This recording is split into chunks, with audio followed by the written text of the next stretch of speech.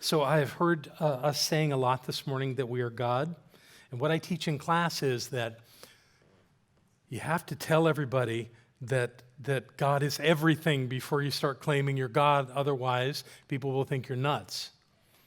But once you've established that the infinite presence is everywhere and always, it has to be at the point of each of us. And that's why we say that. And that's why we claim that as our divine right, is that we are the divine created as our expression of life, and that we are doing this good work as the divine, through the divine, to the divine.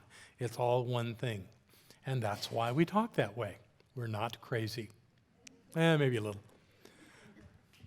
It's good to see everybody this morning. Thank you for being with me. I think that's about the fifth time I've said that. The thing that got me this week, that just kind of flew at me out of nowhere, was this idea of detachment, which is kind of a lofty word. We're going to kind of explore it and dissect it this morning and look at what that idea of detachment means. It's a word that's used in some circles. We don't hear it a lot. I actually, in my research of Ernest Holmes' writings, he didn't use it at all. It wasn't a word used this way back 100 years ago when he was in the midst of his ministry and creating the science of mind out in California and taking it all over the world. But it is a word that is used in psychology, and I think it has a real spiritual significance. And that's what I want to talk about this morning. And I'm not talking about the idea of being aloof or detached in a way, emotionally detached. That's not what I'm talking about. I'm talking about the idea that we have expectations in life, and we get all caught up in this thing that we want to have happen, and sometimes our expectations are not revealed to us. And what happens at that point is all is lost. Our life as we know it is over. Everything's a mess. We'll never recover. That's called being attached to an outcome. And that's the kind of thing that we want to try to avoid in our lives. And of course, in the science of mind, we encourage people to go out and create lots of things in their lives and to have desires and to fulfill their desires. But the thing is that for whatever reason, and I'm not into judging anybody on how they live their lives, but for some reason, sometimes the thing that we have set our mind on having doesn't happen. At least it doesn't happen the way we wanted it to happen. And we fall into that abyss because that changes everything. But if you think about it, as an example, if you have your eye on a job and you want that job and you put a lot of energy into that job and you're certain you're going to get that job and then you don't get the job, all of a sudden, all is lost. But the truth is, you never had the job to begin with. So how can you be so upset that you don't have it now? That's the game of being detached. Not that we don't want, not that we don't have desires, not that we don't seek to achieve things in our lives. Of course we do. But we don't get all bent out of shape and ruin our day over something not happening the way we want it. Barbara and I used to have this little thing that we would do. I started it. It was me. But I would go to her and say, Barbara, what do you think about so-and-so? She'd ponder it for a moment, and she'd give me her opinion. And I'd say, I don't think I'd do that. And she'd look at me like, what was that all about? And finally one day, she sat me down, and she said, you come to me, and you know what you're thinking about, but you ask me this generic question. I think about it, and I have an opinion. And then you tell me you don't like my opinion. That's not working. Now, the truth is, and this isn't a criticism, it's a reality because we all do it, Barbara thought about my question, and she came up with something that worked for her, and she got attached to it. So the only way not to do that, and she's the one that came up with a solution, it was, John, if you have an opinion on something, tell me what your opinion is, and then ask me what mine is. We never had a problem again.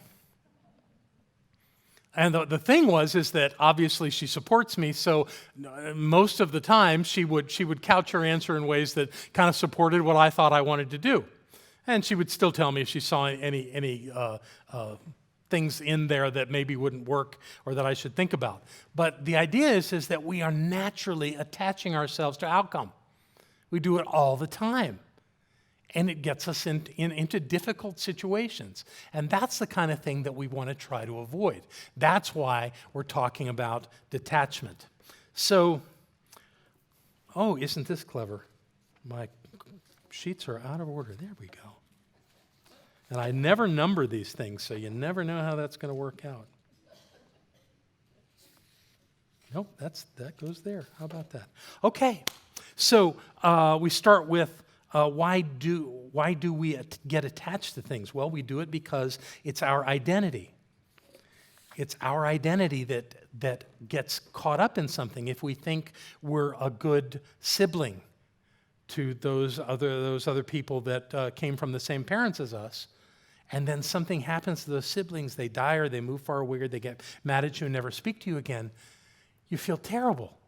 For whatever the reason, whatever it is, this is one reason we have so many challenges in our family relations, is because we have all this attachment.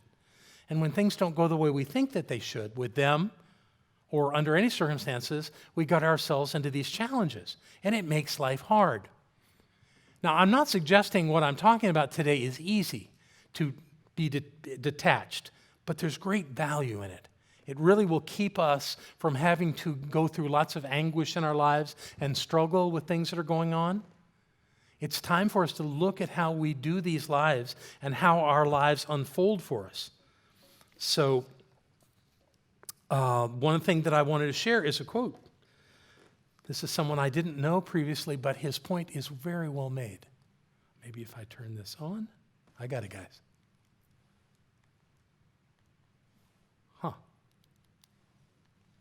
Play long enough with the little ditty, it'll work. This is Ron Rathbun. He says, true detachment isn't a separation from life, but an absolute freedom within your mind to explore living. He's a spiritual teacher and author, and this idea that we're not separating ourselves in a way that we're not engaged in life. We must be engaged in life. We're here to be engaged in life. We're here to be disappointed in life. And the way we do that is not by not investing in an outcome to the level that it's going to make us crazy when it doesn't happen, if it doesn't happen. Now, I know that we teach in this movement that whatever you treat and whatever you focus on as having, you'll have it, and you will. It may not look just like you thought it was going to look. You may have anticipated how that's going to work out, and it'll get in your way. Whereas if you're open to however it shows up, knowing that there's going to be God in the midst of it no matter how it shows up, then you can explore it in a way that makes your life exciting and interesting and keeps you from falling into the abyss. And that's worth doing. So, a series of things to talk about here. One is that we do this attachment thing out of identity, out of thinking that this is the way to live our lives and to get what we want. But what happens is when we become attached to things, the scenario shifts to where now we're focused on that and nothing else. And it'll get us, and it'll create challenges for us that make life harder. And there was a thought that came to me in the midst of all this, that successful people are less attached. They are more detached from outcome. They put their energy into what they believe supports them in their lives. And whatever comes, they celebrate it. And here was the line that I came up with. Successful people are able to say, I can own things, but nothing owns me. Think about that. I can own things, but nothing owns me. Why don't you say that with me? I can own things, but nothing owns me. Does that make sense? That's a powerful idea. And that's something you may want to hang on to as an idea for when it looks like something owns you, like something's got you hooked. We used to do vision quests. And there was a guy who worked with horses who came up here to North Carolina for a Native American vision quest. His name was Crow Dog. We called him Corn Dog, but that was not his name. He was from Florida, and if somebody engaged him in anything that had any kind of attachment, he would smile, and he'd do this little thing. He said, you can't hook me. You can't hook me. And he'd be just grinning at you, telling you, no, you can have that problem, but I'm not going to jump into your problem with you. He was detached in a lovely way, and it really worked for him. So knowing that, there's ways to be aware of when we're getting attached to something. There's some emotional cues that'll tell us if we're getting to that place where we have lost our ability to detach. We're engaged in a way that is not supporting us. And it's being emotional. These are things. Now, I'm not suggesting these emotions are always about being attached to something, but they really might be. So consider them. If you have anxiety, fear, anger, sadness, hopelessness, jealousy, pride, or vanity around any subject, it may be that you're attached to an outcome, and that's not serving you.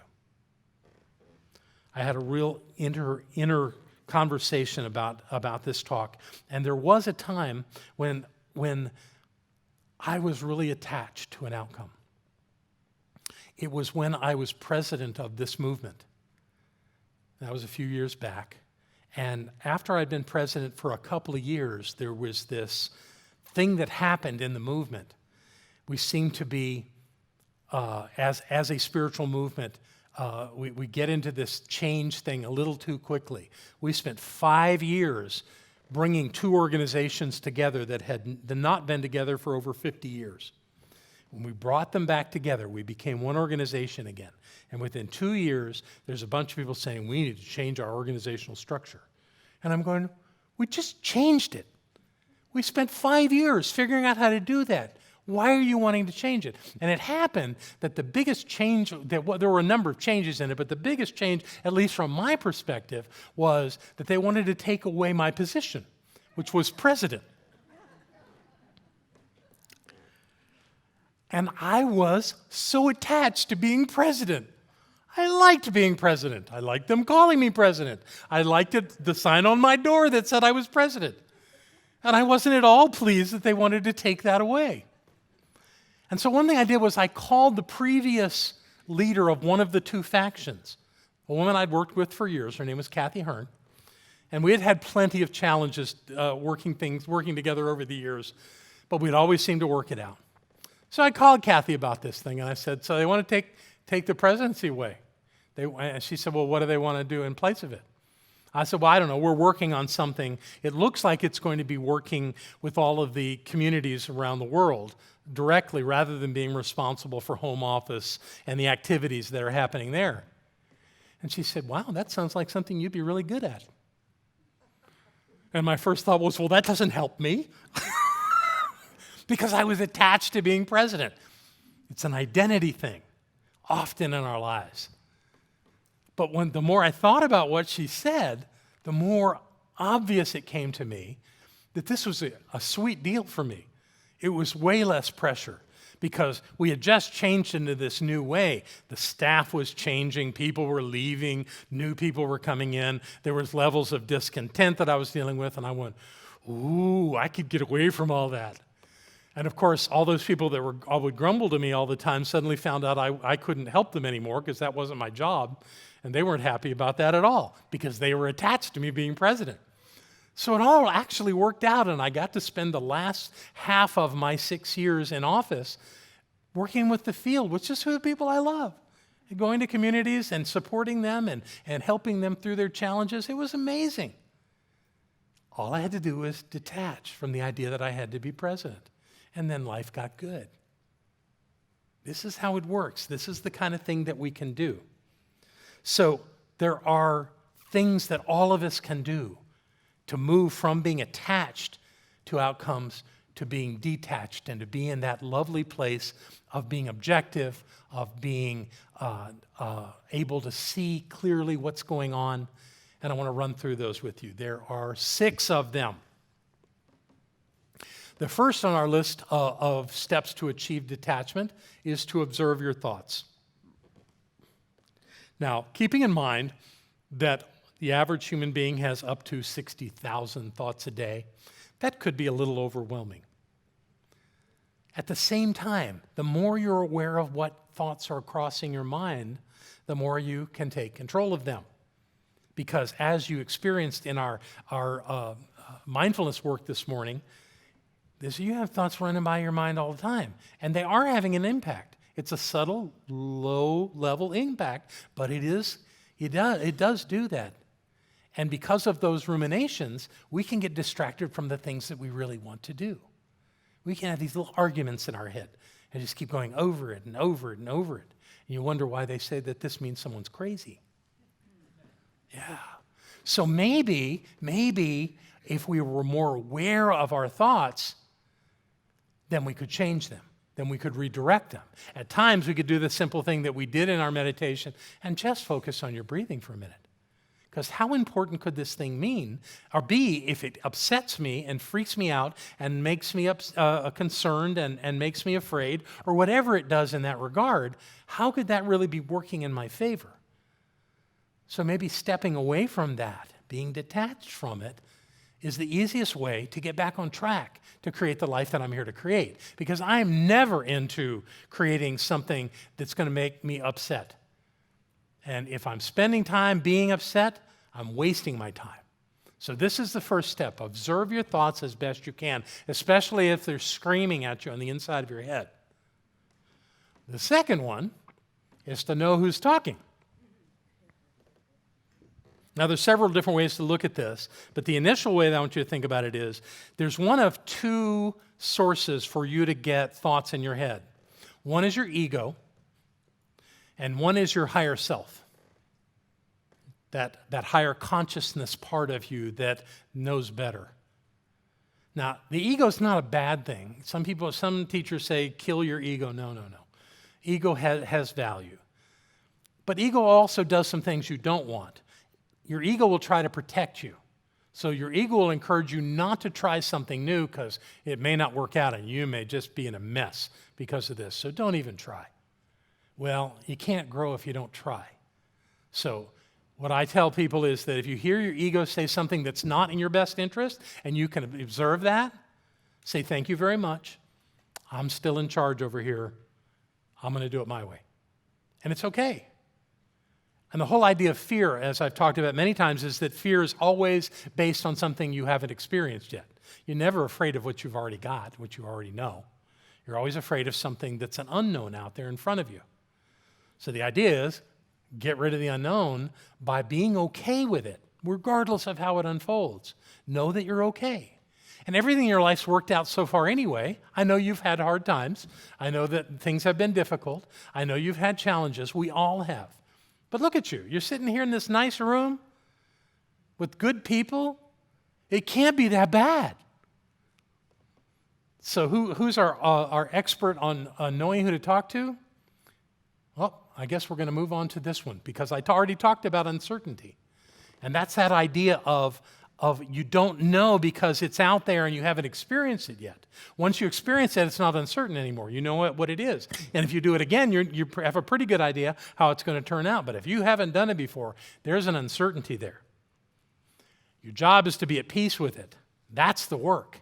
And here's the authority on that. Deepak says, those who seek security in the exterior world chase it for a lifetime. But letting go of your attachment to the illusion of security, which is really an attachment to the unknown, you step into the field of all possibilities. This is where you can find true happiness, abundance, and fulfillment. If you can't deal with the unknown, if you can't deal with uncertainty in your life, you're stuck. You're attached to what you already know, and that's not much. I don't care how smart you think you are. You don't know that much, at least not consciously. But if you're open to trying things you haven't tried before and letting the chips fall where they may, you're going to learn. Now, you may not get the outcome you wanted, but you're going to get an outcome and you're going to learn from it. And that will make you smarter. In fact, the truth is that when you fail at something, I don't really believe in that. You get an outcome always. But if you have that sense that you think you may have failed at it, what you actually did was you learned what not to do. And if you know what not to do, you don't ever have to do it again. be with that for a little while. Our next place to go with this is to replace caring with loving. Now, wait a minute. Aren't caring and loving the same thing? If I care for someone and I love them, isn't that the same thing? Actually, I was surprised to find out that that's not the case. Because caring for somebody includes attachment, because you care about how things work out for them. You care about what they do. You do it with all the best of intentions, but you're getting all up in their business. And that's not your business. So caring can get in your way, where loving is what we do really well. We love each other. We revere one another. We see the God in one another.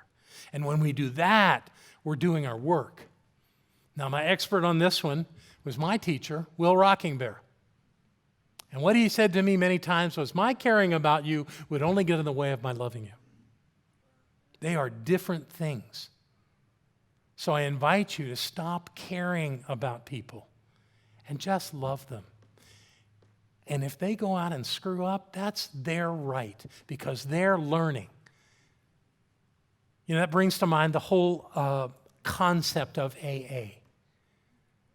How people come to a place of being broken when they step into a meeting and go, my life is unmanageable.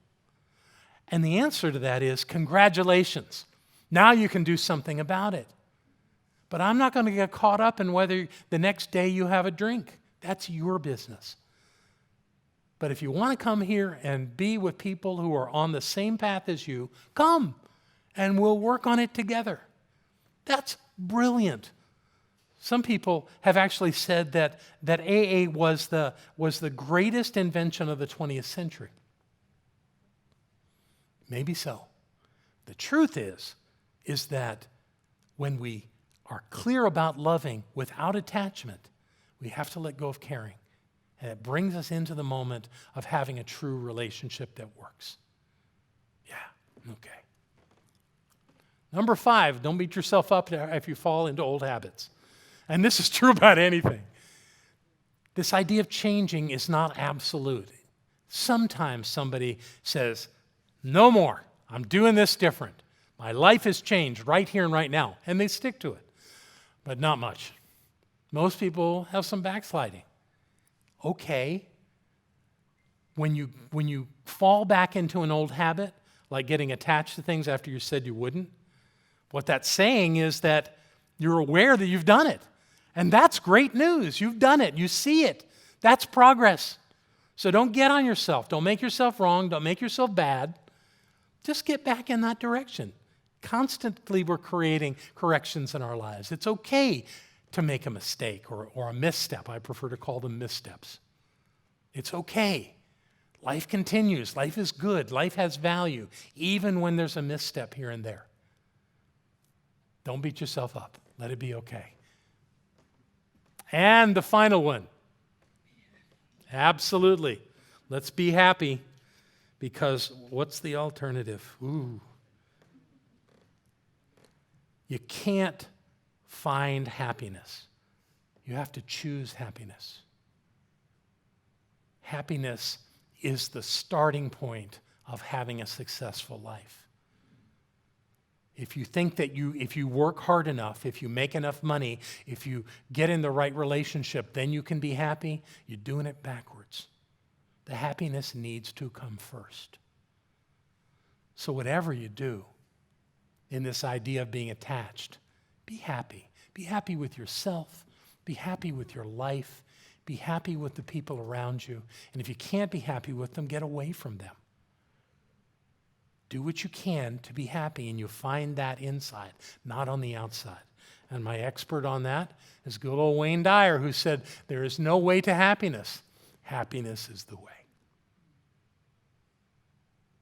So I invite you to be happy, to be as clear as you can, to pay attention to your thoughts, to trust yourself, to go with your higher knowing in every situation that you can. And what happens is you come out on top in life, and life works. Being detached has extraordinary value. So I invite you to step on that path and know the truth of who you are, because you're God right here and right now. And so it is.